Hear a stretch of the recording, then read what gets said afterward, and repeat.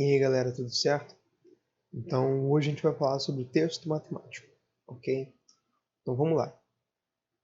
Como escrever uma fórmula no LaTeX? Você tem a fórmula em linha de texto. O que isso significa? Quando você colocar a fórmula lá, ela não vai quebrar a linha, tá bom? Então você pode estar escrevendo um texto assim, conforme a fórmula, conforme a expressão, e vai lá, põe, abre os dólares, né, símbolo de dólar, cifrão, né? Abre os cifrões, põe lá no meio, depois a gente vai aprender como é que são os comandos matemáticos, são os mais simples até. E beleza, vai continuar seu texto normal, ele provavelmente vai ficar menor, porque ele vai ficar do tamanho do texto, mas é isso. Depois fórmulas destacadas no texto, que é o dólar duplo, né, o cifrão duplo. Que o que ele faz? Ele quebra seu texto, põe lá no meio centralizado no meio da página, sua fórmula, e depois continua seu texto embaixo. Dá outro espaço e continua. E algumas estruturas simples. Tem índice, que você vai colocar embaixo, né? Igual eu falei, f de x, então você pode colocar embaixo qualquer coisa. Expoente, né? Fração e radical, você consegue fazer assim, um trabalho bem legal. Letras gregas e operadores. Índices e expoentes. Como é que funciona? Você vai ter sempre essa ordem. Símbolo, índice, expoente. Eita, bati no microfone, desculpa. Símbolo, índice, expoente. É que eu fico gesticulando quando eu falo.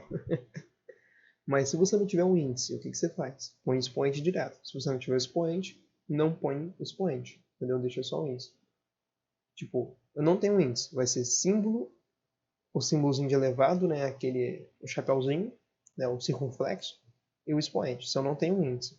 Mas se eu tenho os dois, eu tenho que fazer isso. E se eu não tenho um expoente, só não coloco o chapéuzinho no expoente, né? Então, show de bola. Então, por exemplo, x underline i, x i. X underline i, expoente j, x e j. Entendeu? Aí, aqui que entra a paradinha. Quando tem só um caractere, você não precisa de chaves. Ele já reconhece, mas se você tiver mais de um, você tem que colocar a chave. Porque quando você coloca a chave, ele reconhece como um item só. Tudo que tiver aqui dentro. Então, x o índice de i mais 1, um expoente de j menos 1. Entendeu? E aqui o que ele fez? Ele criou um índice que é i, que tem um índice j e tem um expoente k. Então aqui no caso o i tem um j e tem um k. Você pode fazer essa lambança aqui, que está tudo certo. Olha só, o LaTeX conseguiu dar conta. Faz isso no Word para você ver. E aqui, basicamente a mesma coisa. Ele fez um índice que tem um índice, então x e j. Isso a gente pode fazer assim, tipo, f de x, a. Entendeu? Aí a gente pode usar esse tipo de expressão. E com um expoente k, beleza? Então, overline é um comandinho que você vai colocar barra overline, abriu a chave, vai ser o que está dentro, vai ser o que está embaixo da overline, que é uma linha em cima. E time, você pode ver que é o comando para você colocar esse x do vezes, que não é o nosso x do teclado, é um x mais bonitinho. Só que a gente não usa muito, a gente usa dependendo se você está trabalhando com álgebra, você vai ter que usar isso daí, né? Mas, e o underline é essa mesma coisa, você vai fazer barra underline, vai ser como se fosse um ambiente, tá? Só que não vai ser um ambiente de begin e end, entendeu? Vai ser um ambiente de linha única. Você só coloca dentro da chave o que ele é. Overbrace, mesmo esquema. Underbrace. Underbrace. E aqui, ó. Ele esqueceu de colocar o comando aqui. Tem outro comando para você colocar esse Bzinho aqui ao quadrado. Se eu não me engano, ou coloca aí chave ou em colchete. Depois a gente dá uma olhada nisso daqui e eu mostro para vocês. Para você colocar esse outro aqui. E square root, né, SQRT, que é a raiz quadrada, só que não quer dizer que a raiz tenha que ser quadrada, é só o símbolo, tá bom? Que você vai colocar o índice da raiz dentro dos colchetes e dentro da chave que está dentro da raiz. Então, a raiz enésima, nesse caso, de x. Então, alguns símbolos, sum, de somatório, e aí que entra uma parte legal, tá? Se você colocar índice expoente nesses códigos mais interessantes, o que ele vai fazer? Ele já vai para o lugar certinho. Igual, o sum não é aqui na frente que fica os índices expoentes, que nem é índice expoente, não, são os limites, né, de soma. Nesse caso ele vai ficar, o mesmo comando vai ficar embaixo e em cima. No produtório é a mesma coisa, na integral com limite de integração vai ser a mesma coisa.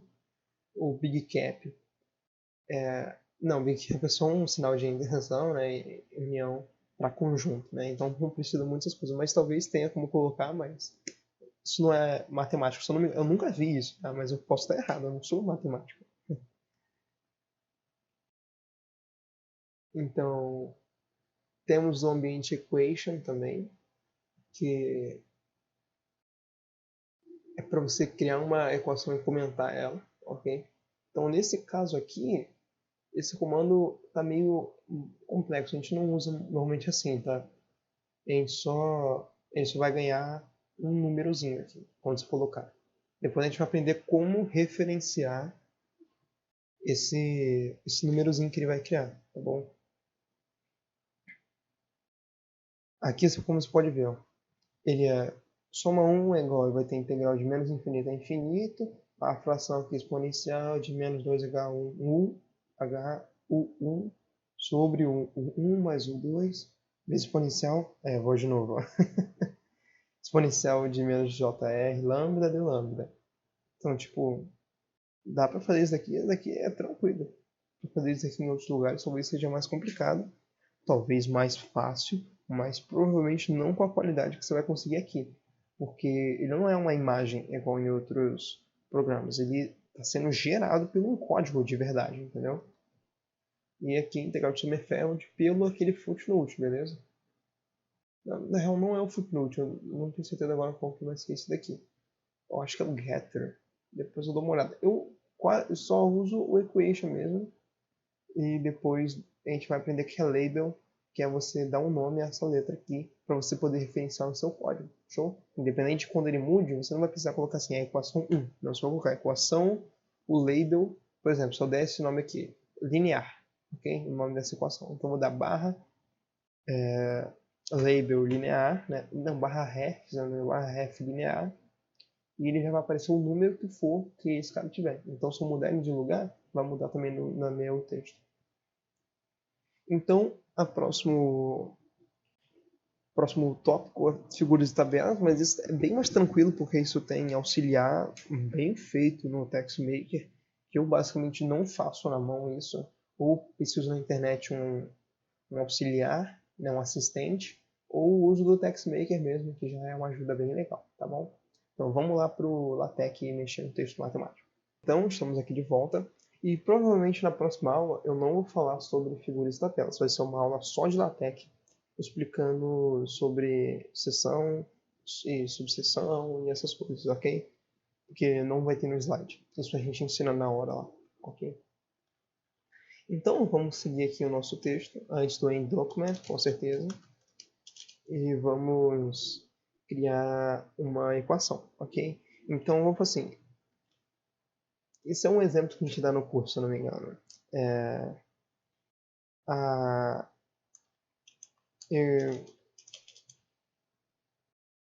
equação polinomial de segundo grau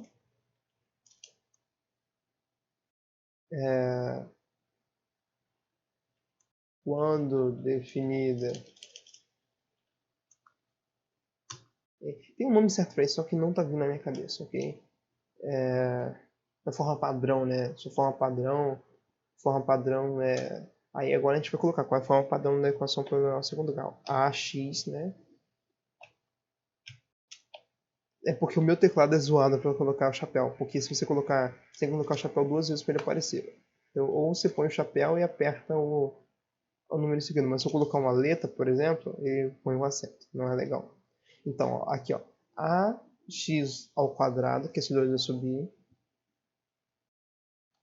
mais bx mais c igual a zero. E fecha o dólar. Tem suas. Quando a gente pode colocar quando expressa, né? Na forma de Aqui você pode ver que eu dei um Enter aqui, eu não precisava dar esse Enter aqui não. Você pode ver que isso daqui ele reconhece como uma linha só. 44 são essas duas linhas. Tem suas raízes definidas por... Aí aqui, se a gente colocar o dólar duplo, vamos só colocar aqui, ó, sem o dólar duplo, para vocês verem como é que fica. Olha a diferença de uma aqui, ó. Olha que tá na letra normal, sans serif.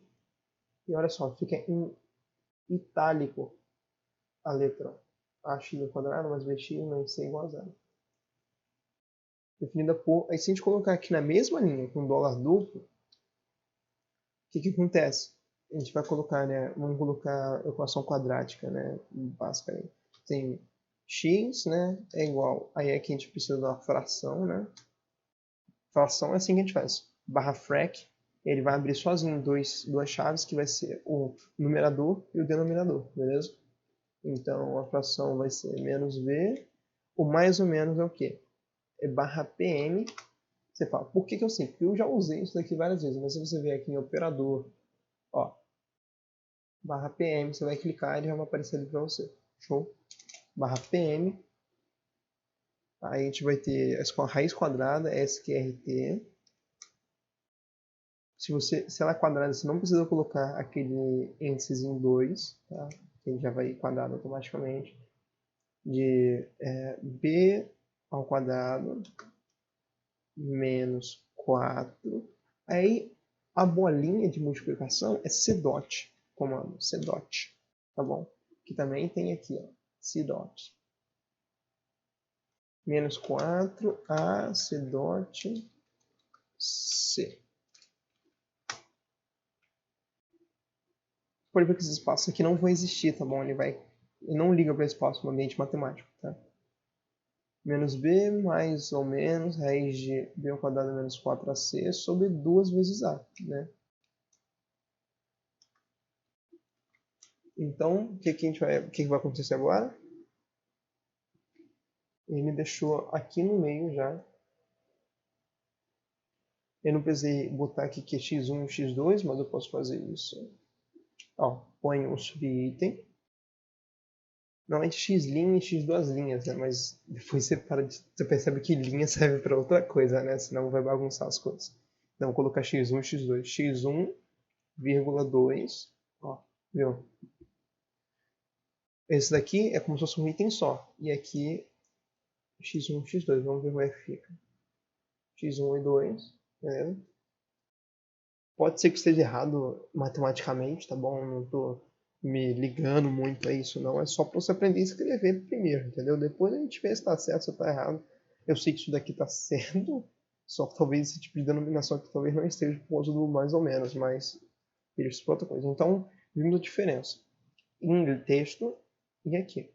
Existe uma outra fração que é o defrac, que provavelmente se eu colocar vai dar erro aqui. Que tem que colocar o... Aqui, ele até reconhece o defrac. Mas vamos ver. Ah não, ele reconheceu direto. Então, é porque esse pacote aqui, AMSMath, que permite eu usar ele.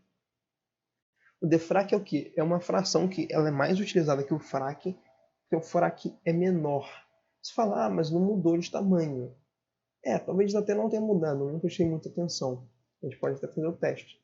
Mas a defrac ela é mais... nem mudou o tamanho, mas ela se organiza melhor nos lugares. Se você colocar uma defrac num lugar menor, ela vai ficar menor. Num lugar maior, ela vai ficar maior. E a fração por padrão tem isso daí, entendeu? Então, beleza, a primeira coisa temos aqui. Então, aprendemos essa diferença aqui. E vamos criar aqui agora um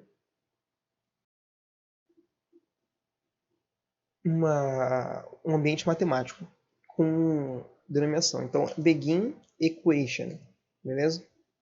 Então, a gente está no ambiente matemático. E esse ambiente tem tem suas peculiaridades. Não pode ter espaço em branco. Espaço em branco fala uma linha em branco, ok? Todas as linhas têm que ter pelo menos alguma coisa, ok? Então, a gente pode colocar que, por exemplo, aqui tudo aqui dentro já é matemático, não precisa colocar dólar nem nada. Então, f em x é igual... Aí você pode colocar limite, assim, barra lim. Então, por quê? Porque você sabe que o limite ele não é escrito em itálico. Ele é escrito normal, entendeu? E aqui, você coloca underline, abre aqui o negócio, você vai colocar de x, h, né? H, aí a setinha. Cadê a setinha? Aqui, ó. Right arrow. Mas tem outros símbolos também, ó. Long right arrow. Tem diversas setas. 0. Aí a gente põe a fração, né, de frac de f de x mais h menos f de x sobre h. Então, você também pode colocar... Tem várias formas, você sabe que tem várias formas de escrever isso aqui. Deixa eu ver se deu certo. Viu? A gente tem a definição de derivada aqui, o mais besta possível. Então, e olha a diferencinha, tem um 1 aqui dentro. E o que você vai fazer com esse 1? Por enquanto você não pode fazer nada. E a gente pode usar um outro comandinho que a gente vai estudar melhor ele daqui a umas aulas. Mas é o label. Que aí você dá um nome a isso aí. Então vamos colocar um nome de... Vamos colocar DF, né? De definição. Ok? Então o label dele é DF. Então se estiver fazendo um texto aqui, e colocar A igual a expressão, aí eu ponho half df, eu dei duas barras aqui sem querer.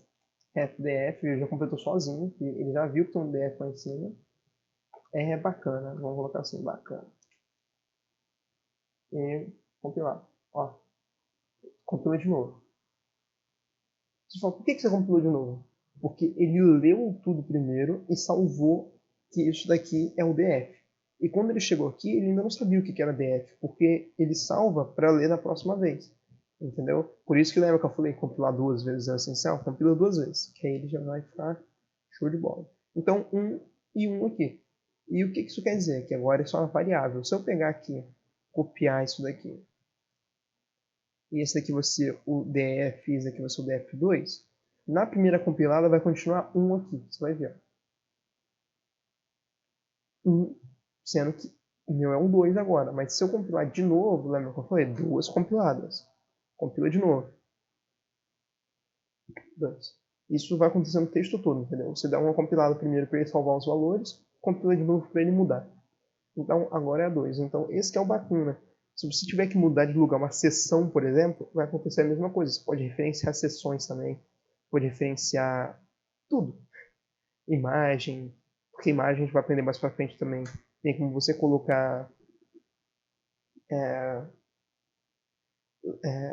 aquela legenda, né, embaixo. E você consegue referenciar ela pela legenda, porque ele vai dar um número para aquela imagem, tipo figura 2.1, figura 2.2, entendeu?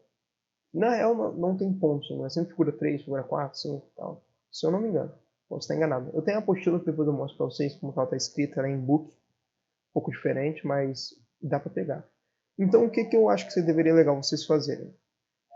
Vai me seguindo nesse documento aqui, para a gente ter um documento parecido, tá bom? E vai tentando utilizar essas paradinhas aqui para escrever coisas que você gosta, entendeu? Pode colocar a expressão aqui for all, né? Para todos, tal. Para todo x pertence aos reais, tal. Ele tem também os conjuntos reais, que eu não sei onde é que está, mas eu sei que ele tem conjunto real, natural, irracional, tem tudo aqui em algum lugar. Se você não achar que isso precisa na internet, que vai ter, beleza. Se eu não me engano tem, só que eu não estou achando aqui agora, mas tinha. É estranho. Mas eu sei que tem um LaTeX, tá? Então é só questão de pesquisar. Se vier aqui na internet, por exemplo, pesquisar aqui assim, Real Numbers LaTeX. Isso aqui já aparece aqui, ó.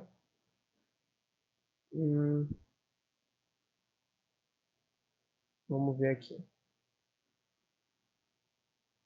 Aqui, ó, MathDB. Vamos copiar. E aqui no LaTeX. Isso que é o bacana. Ó. Vamos ver se vai dar certo. Viu? O R de real. E o mais legal é que se você mudar aqui a letra, ele já vai mudar, por exemplo, natural. Entendeu? Racional, você pode colocar aqui. Entendeu? Esse é um jeito de escrever. Você tem irracional,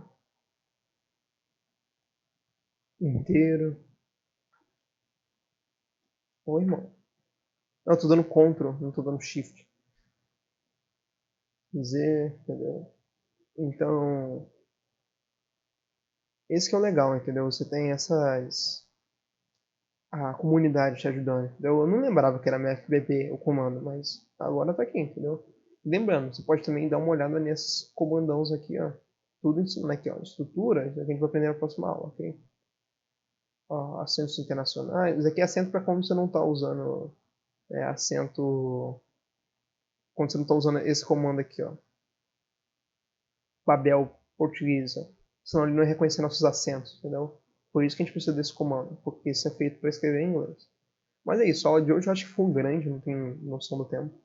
Mas espero que vocês tenham aprendido, ok? É nóis. Valeu, até a próxima aula.